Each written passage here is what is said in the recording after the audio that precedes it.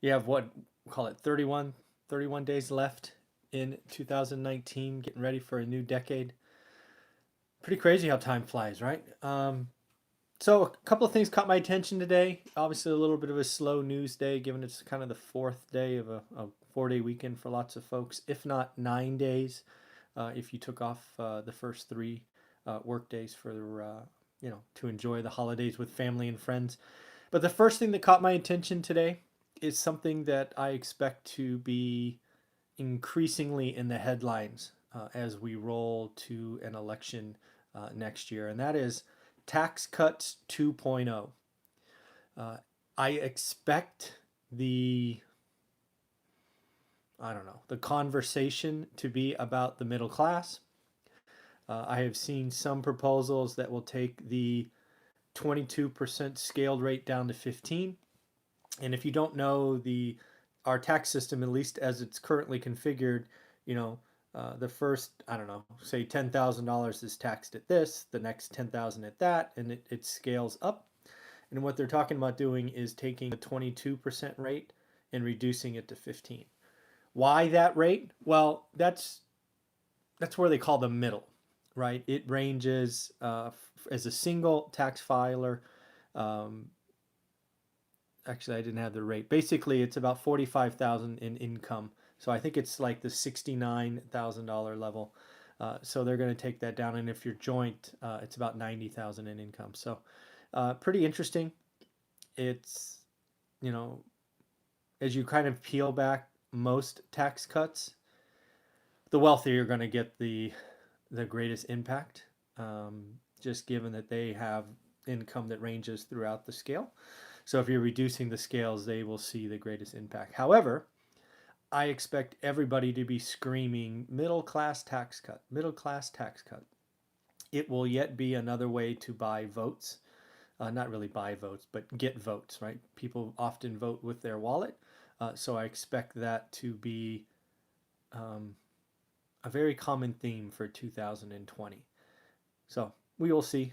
Again, could be wrong, but that I think is coming. Something else that concerned me is, do you know what the fastest growing category is of loans? Some people think credit cards right at the top. Others might say student debt. Some could say housing. Neither of those are correct. It's actually a pretty small market currently. It's about 300 million, but it's personal or signature loans. This is for folks that have high credit scores, assets, decent incomes, all of that. But basically, they're getting a signature loan that says, "Hey, I agree to borrow, have access to X at Y rate for somewhere between 3 and 5 years," is often the term. And this, to me, is the start of what kind of felt weird in 05, 06, 07, right? There were lots of people getting loans that couldn't. These personal loans, as they're configured today, are obviously to credit qualified individuals, but this category left unchecked has the ability to become a problem in 2 to 4 years, right? What is 300 million today could be 3 billion if this is seen as an area for profit from banks. So it's something to watch. It's early. It's one of those early cracks I see sometimes. I go, ooh, that could grow. That could become interesting or problematic. So it's just something to watch. Another thing I read was there was an article talking about the top 10 states to quote unquote live in. And basically, the criteria here was median income to median home price, right? That was essentially the qualification. It wasn't overly advanced, or, talking crime and education and all these other stats. It was just that median income to median home price, which I thought was interesting. Instead of going through the whole list of 10, I picked the top three just to share them with you and talk. Number three was Iowa. It looks like the average income or median income is 65K. I've rounded these numbers. And the median home price is 152. Pretty good. Idaho, median income is 60K, and the median home price is 233. And then they listed Utah as number one. 73K, again rounded to a 303K home price. I didn't understand how this list was put together, right? I read it with one expectation because when I look at those numbers, Iowa looks the best, right? You're talking 65K in income to 152 median. That's like 2.3% or 2.3 times. Where if you go to Utah, 73K income 303, that's over four. So I don't know. Sometimes articles give you a headline and then the numbers come out and they don't make sense. But in the end, um, there are many, many, many states where you can live very comfortably um, on a 60 to 70K income and own your own home, assuming you save and invest in all of that. You don't have to be in California or the Bay Area for that matter. So it's just crazy. Um, Next up is I want to ask a question about December, right? We have 31 days left if you include today. If you don't, then you have 30 days left. What do you plan to do the rest of 2019? Right? Are you getting set up? Are you learning your market? Are you investing in yourself? Are you um, are you getting ready to make some changes in 2020? Or is it more of the same? Or hi Chris, how are you? Hello. What are you doing? And then what are you going to do in 2020? Right? I think goals are important. I think sharing your goals is important, and I think tracking your goals are important.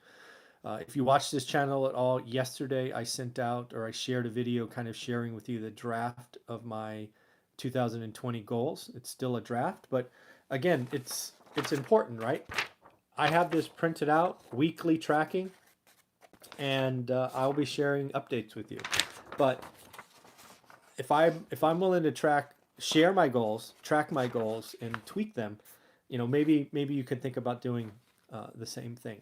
So again, think about 2020. What do you want to do? What are the activities that you could do now to get you ready to take a nice step in 2020? For most of you, it's learning your market. For others, maybe it's writing your first offer.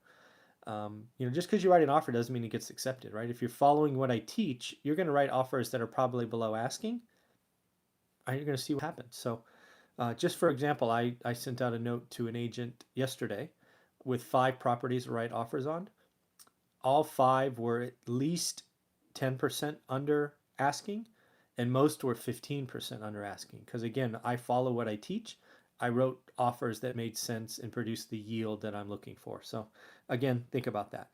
Next up, we have another professional athlete who saves the lion's share, and in this case, 100% of his uh, professional athlete salary. In this case, I want to give a shout out to Jason Tatum. He plays currently for the Boston Celtics. He saves 100% of his NBA salary living on endorsements and other things. This is an extreme. Obviously, living on 100% of your income is nearly impossible for most of us. But again, the whole idea is to bust your butt during the day, earn what you can, save, only take care of your needs, not your wants, and then you go from there and you invest and you do other things. So if anybody knows how to get a hold of Jason Tatum, I would love to send him a personal autograph book simply as a sign of respect for doing what we talk about all the time. That would be really cool. I don't know. Anyways, maybe somebody knows. Next up is new FHA loan limits. It's called a conforming loan. If you don't know what this is, back in 2010, the conforming loan limit for most of the country was 417K. Now, heading into 2020, they've agreed to raise that. It's now going to be 510K for most of the country, and in high-priced areas, it'll be 765.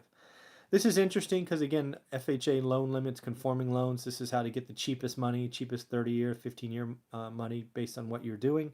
So having higher loan limits allows builders a better opportunity to build right below that loan limit, right? You'd be shocked at how many loans or how many houses are sold right below the loan limit. Because, again, if you come in just over, the cost of the mortgage is much more expensive. Interest rates are higher, points, all those things. So the FHA raising their conforming loan limits even 20 grand is significant. And now again, heading into 2020, it'll be 510 for most of the country, And if you're in a metro that's called high priced, it will be 765. And then two more thoughts. First off, I read an article about the silver tsunami. And now this silver is not the metal, the precious metal or semi-precious metal. It is the baby boomers. And over the next 2 decades, which is 20 years, there's going to be a lot of homes that become available just because life happens.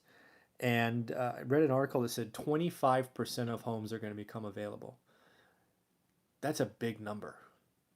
And this is it's going to be interesting to see how that all comes together, right? Are these going to end up being they're going to be transferred to heirs? That's what happens.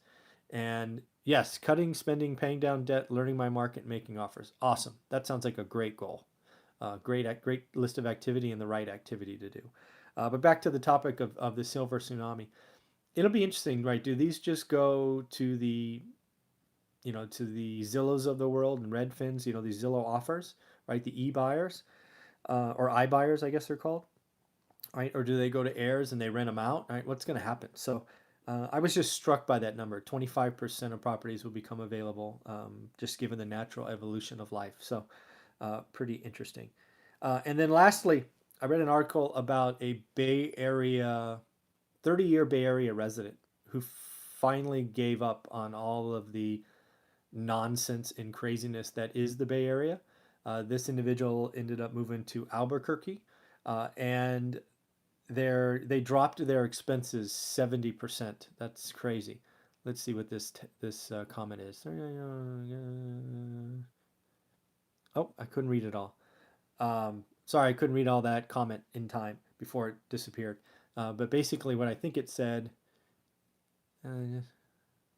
Oh, I think what you're saying is you have a good resume, activity, work ethic, but houses are too expensive. I think you're talking about the Bay Area, and if that's true, they are absolutely unaffordable. And actually, if you watch this channel for any length of time, I've been saying next year is going to be rough for the Bay Area because, as we were just talking about, it is becoming a good option for people to get up and leave, and eventually that will at least that has worked. Everywhere that at least has worked. Yeah, supply and demand. We got to build more affordable housing, that's for sure. But what's happening in the Bay Area is people are leaving and they're dropping their expenses 70%. And that is increasing quality of life, right? You don't have to live in this ridiculously expensive market. And if you can move to, in this case, Albuquerque, have a better quality of life, require less income, have more time to enjoy life and be happy, that's what it should be all about. So, in the end, thank you for watching this. I do daily updates on the news. I read for about an hour, put this little notes together, and if if you ever have an article, please send it over. I'd love to see it. And of course, we will talk to you tomorrow. Have a great day. Take care. Very welcome.